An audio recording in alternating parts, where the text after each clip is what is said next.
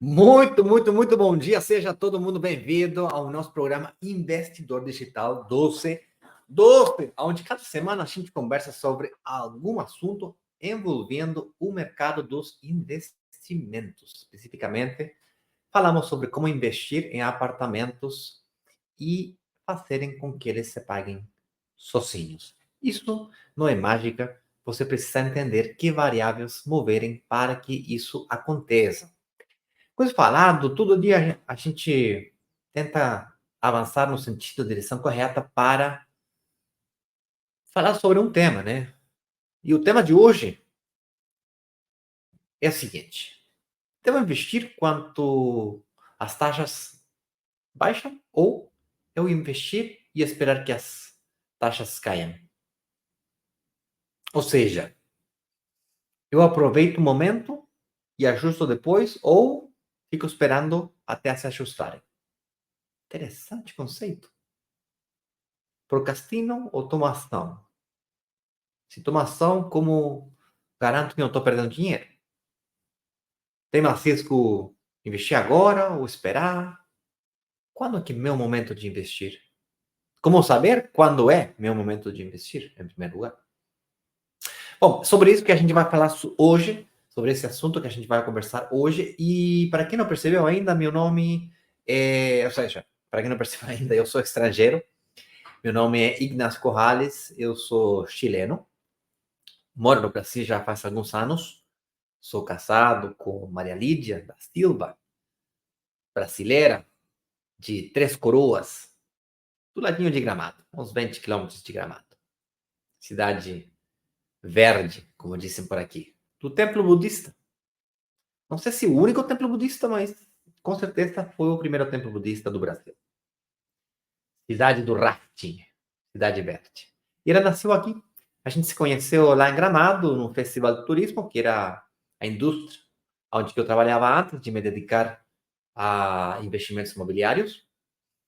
E a gente morou no Chile alguns anos, né, uns 7 anos.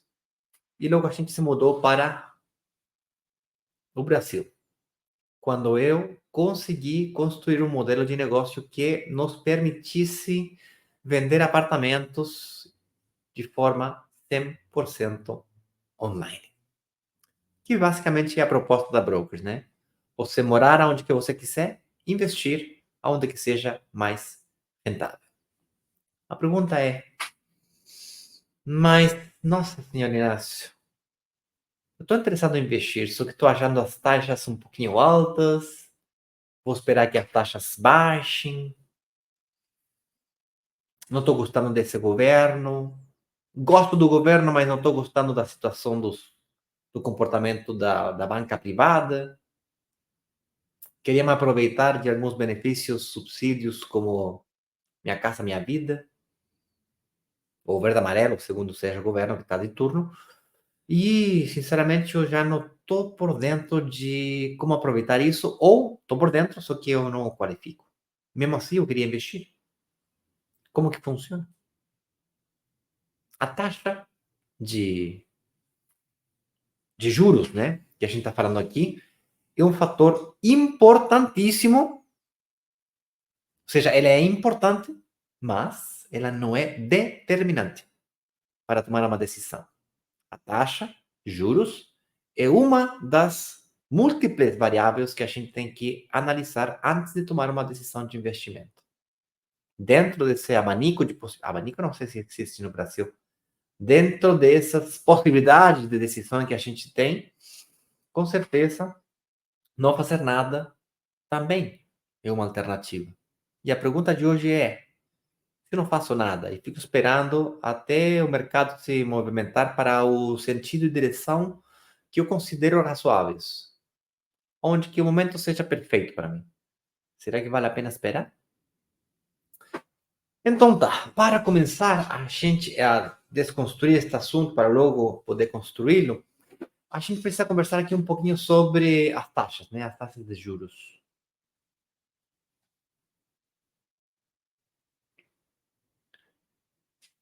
E aqui a primeira pergunta é: qual é a taxa de juros? É verdade que todas dá medo, que todas, desculpa, estava pensando em outra coisa. Qual que é a taxa de juros e para todos é a mesma taxa? Então, para entender isso aqui, a gente precisa primeiro entender o que que é a taxa de juros, tá? E a taxa de juros não é outra coisa que trazer o seu dinheiro do futuro para o presente. Ponto, acabou, acabou. Não tem mais conversa. Trazer o seu dinheiro do futuro para o presente. Só que achar uma outra pessoa que te entregue o teu dinheiro do futuro para o presente, para aquela pessoa que está te entregando esse dinheiro, o teu dinheiro do futuro presente, tem uma comissão, tem um risco, tem seguros e tem juros no meio. Ou seja, mientras maior seja o risco de você realmente ganhar esse dinheiro no futuro, para trazer esse dinheiro teu do futuro para o presente, maior os juros será. Portanto, não é todo mundo que tem os mesmos juros. Outra forma de falar a mesma coisa é: pode que os juros do mercado estejam X, mas você seja o mais lindo da festa e todos os bancos queiram dançar com você, e portanto você tem juros muito diferenciados do que as outras pessoas. Inclusive, não é muito difícil concordar em que gente com mais recurso possa ter melhores condições. Sendo que, na real, não é necessariamente assim. Uma pessoa que tem muito mais recursos, sei lá, vamos supor que ganha 50 mil por mês, essa pessoa que ganha 50 mil por mês talvez está sobreendividada. Se está sobreendividada, olha, ninguém vai prestar dinheiro para ela porque está sobreendividada. Ou se ganha 50 mil, mas aunque não esteja sobreendividada, tem um comportamento de pagamento errado, ou seja, pede emprestado, tem um juro baixo, só que paga, não paga, paga, não paga, paga atrasado, depois entra no Serasa, sai, entra, sai, e fica um comportamento errático, ou seja, parece uma montanha russa esse negócio aí. Isso também aumenta o risco da pessoa e, portanto, aumenta os juros. Agora que a gente entende o que é juros, a gente precisa especificar o que é juro no mercado imobiliário. Quando você vai e pede um empréstimo para vivenda, está involucrado os juros. E os juros do empréstimo da vivenda são mais baixos do que o juro para comprar um carro, por exemplo, ou para comprar qualquer coisa. Porque quando você pede um empréstimo para hipoteca, para uma vivenda, para um investimento imobiliário, sei lá, para comprar um imóvel, o próprio ativo que você está comprando é a garantia do empréstimo. Isso faz que diminua o risco. Não é eliminado, mas diminua. Diminua consideravelmente. Por isso que o empréstimo de vivenda para um banco, para uma entidade financeira, é o mais barato que existe. É o menos riscoso, é o mais barato, que tem juros menores, só que também não é o melhor negócio para o banco. Se você vem pensar comigo, o banco está no negócio de que emprestem dinheiro para ele barato e ele prestar para outros caro, né? Aquele spread bancário que chama também. Eu pedi emprestado a uma taxa de 1% e eu vou te emprestar a 5%. Ou, dá para entender. Quando tem tanta garantia, como um imóvel, o banco não está no negócio de ficar com os imóveis e tirar para leilão. O banco está no negócio de pedir emprestado a 1% e te emprestar aos 5%. Portanto, não é negócio ficar com os imóveis.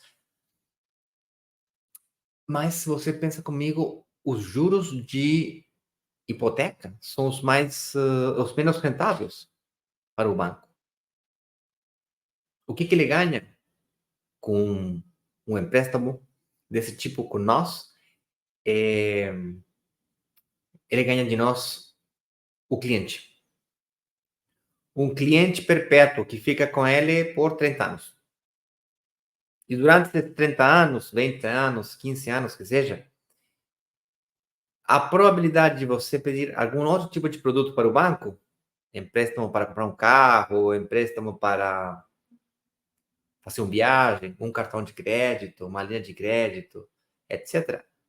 Esse tipo de produto são produtos que o banco realmente ganha dinheiro.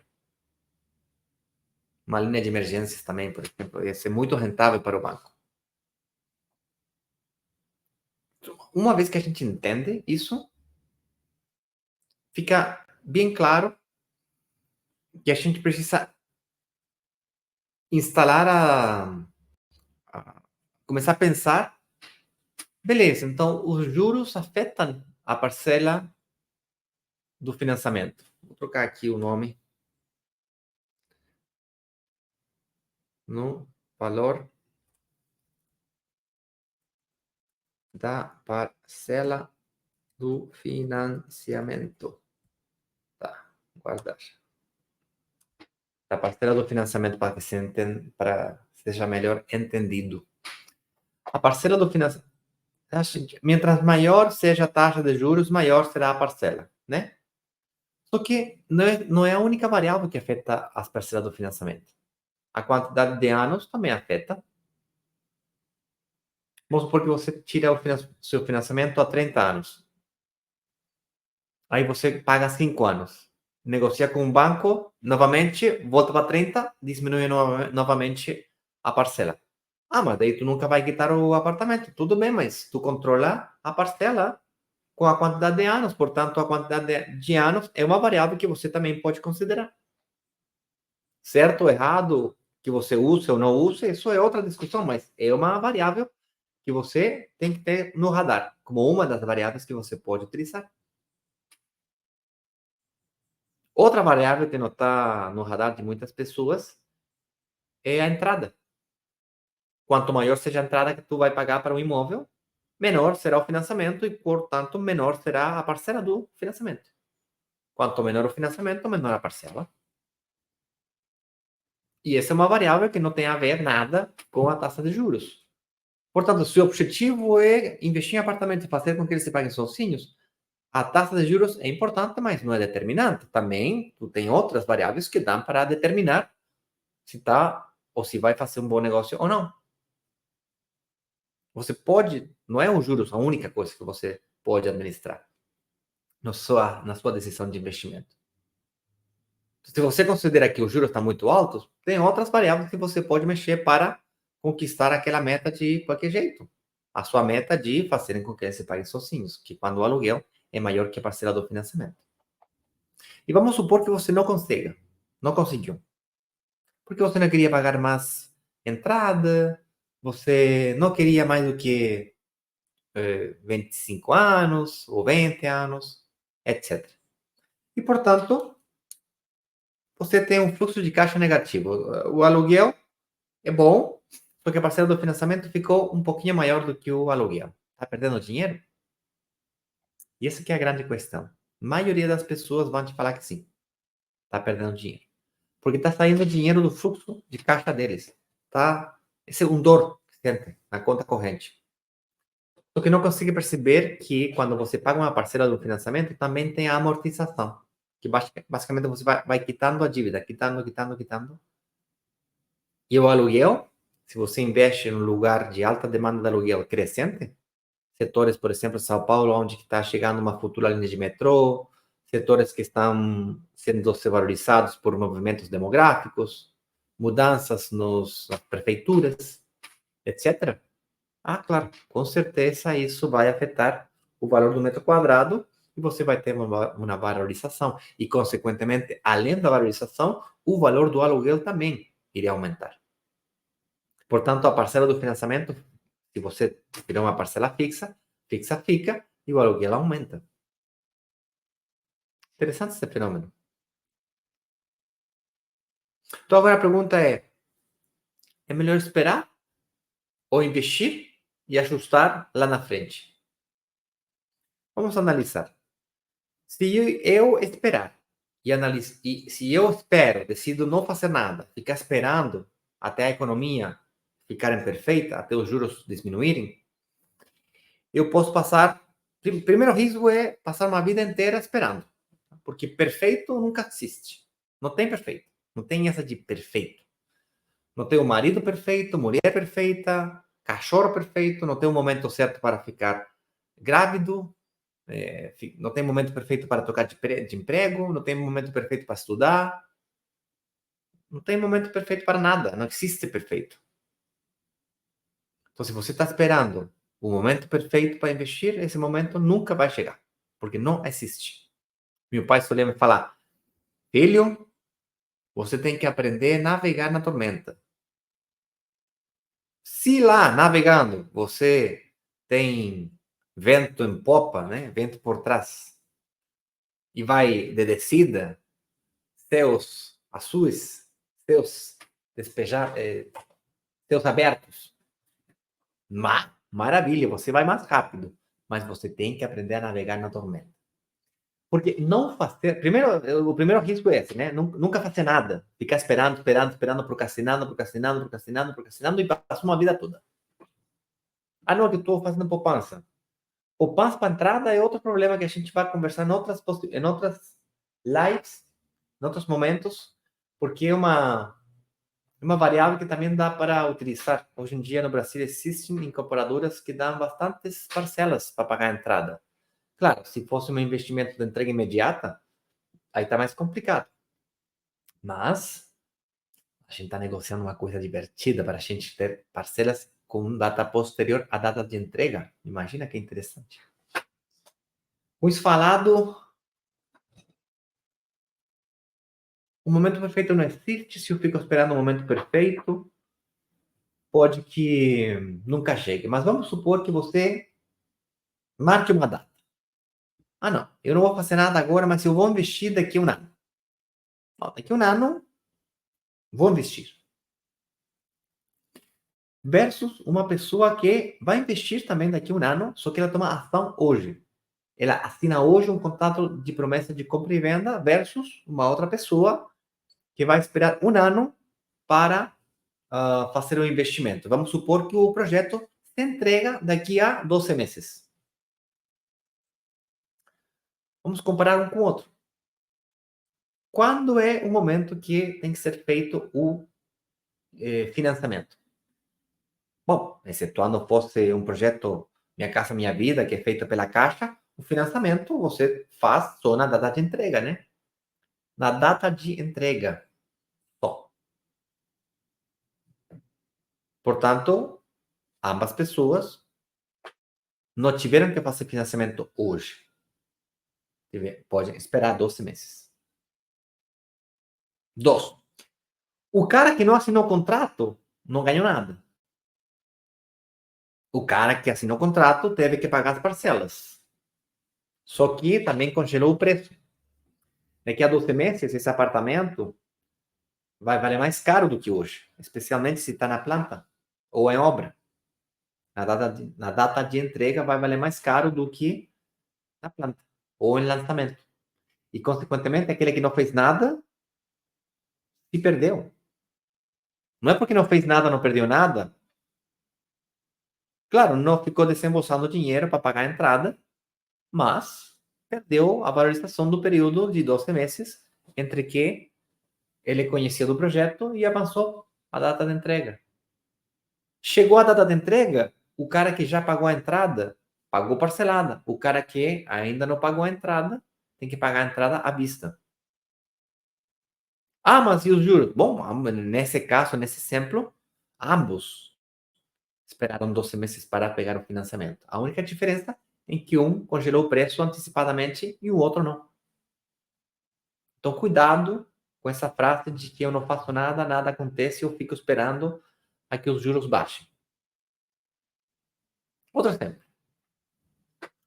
Vamos supor que um investidor comprou a entrega imediata, pagou à vista a entrada e comprou o apartamento. E pegou uns juros, sei lá, 10%. E um outro investidor ficou esperando juros de 6%. Porque alguma vez na vida escutou que era possível.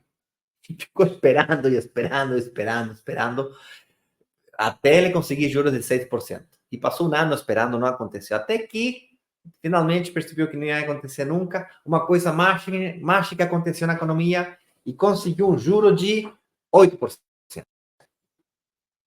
Em 12 meses, o investidor que investiu o ano passado ganhou a valorização do período. Se foi inteligente, mexeu com as variáveis certas, o aluguel ficou equilibrado com o financiamento e, além disso, cada vez que pagou uma parcela, diminuiu a dívida, amortizou para a capital, foi quitando a dívida. O investidor que ficou esperando, claro, achou que não tinha gastado nada, não aconteceu nada, mas na real, se você pensa comigo, ele perdeu muita coisa. Ele perdeu a valorização, perdeu a amortização, só porque ficou esperando os juros. Aí tu me diz, ah, não, mas quando ele pegar o juro mais baixo, ele vai pagar uma parcela maior, mais baixa. Mas quem disse que você, que já investiu, não pode renegociar para juros de 8%? A renegociação ou portabilidade financeira é muito interessante, porque fica totalmente ao nosso favor. Como assim? Imagina, você investe a uma taxa de 10% hoje, e daqui a um ano a taxa está a 15%. Você ficou em 10%. Claro, isso se você fica uma taxa price, né, que é fixa durante todo o período. Você também pode fazer uma tabela saque que ela vai decrescendo, mas os juros, vamos supor que você vai para o que a maioria faz, que é taxa fixa no período. Então, portanto, se é fixa, fixa ficou.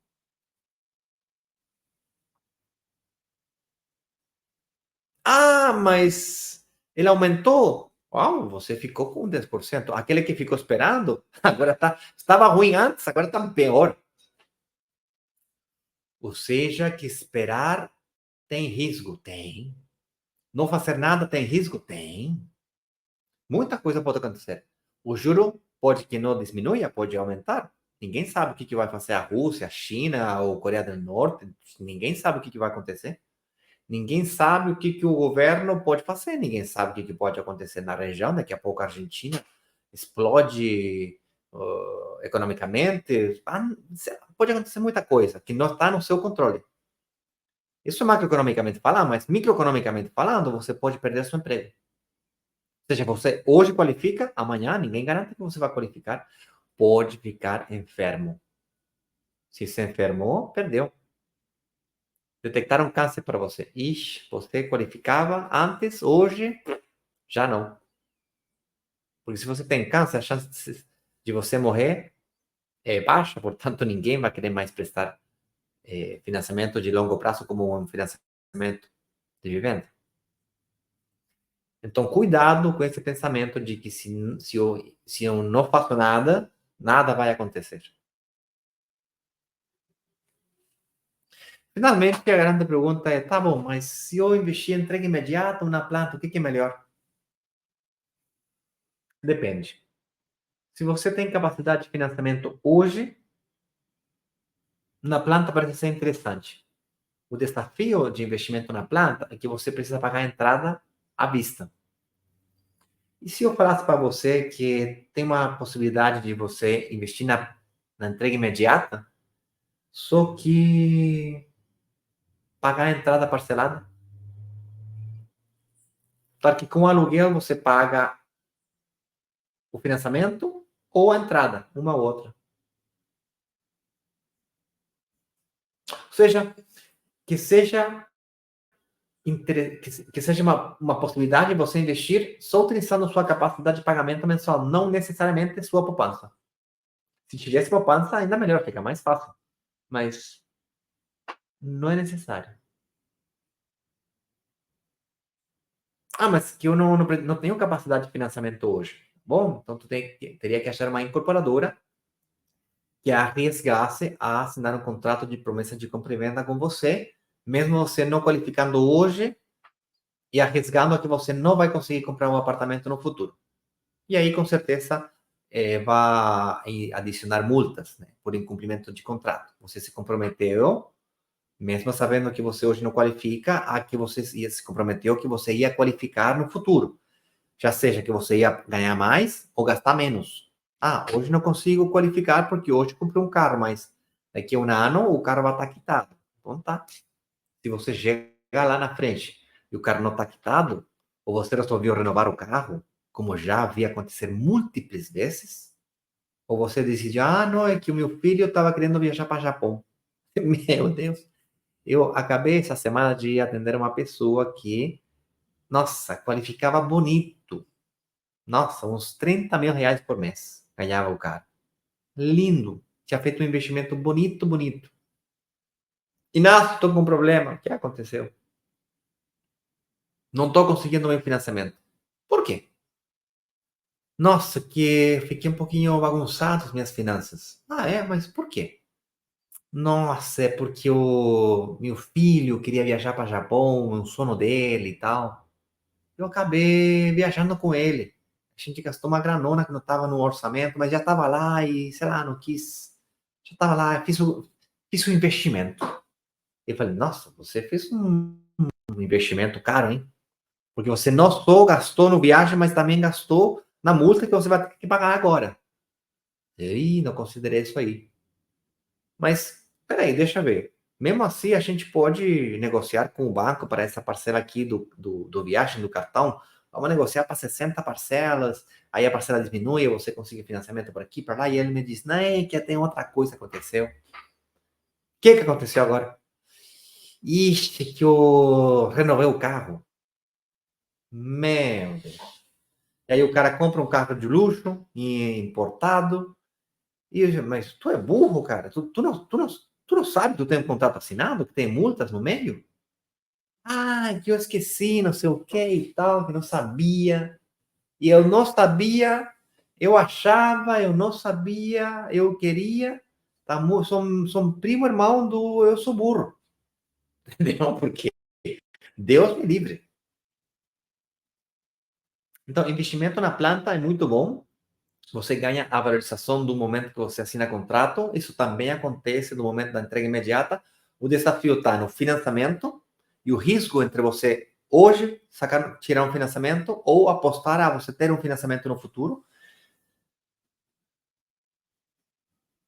e o pagamento da entrada parcelada. Tá? Então tem prós e contras, não é o mundo perfeito. Gente, era isso que eu queria falar com vocês. Vale a pena esperar ou financiar hoje? Na minha opinião, eu sempre vou preferir tomar ação hoje e ajustar no futuro, porque as estadísticas estão todas a meu favor. Porque eu consigo administrar outras variáveis, não só as taxas de juros, para fazer com que meu apartamento se pague sozinho. Ninguém me obriga a pagar o mínimo do mínimo, eu posso pagar uma entrada maior e eu posso tirar a 30 anos e ajustar. Com isso falado, eu mando um forte abraço para todos vocês. A gente se vê na próxima semana com mais um tema relacionado a como investir em apartamentos e fazerem com que eles se paguem sozinhos. Sou Inas Corrales, diretor de marketing da Brokers Digitais no Chile, no Brasil, no Caribe, na Espanha. Mas hoje em dia, Brasil é o meu favorito. Até!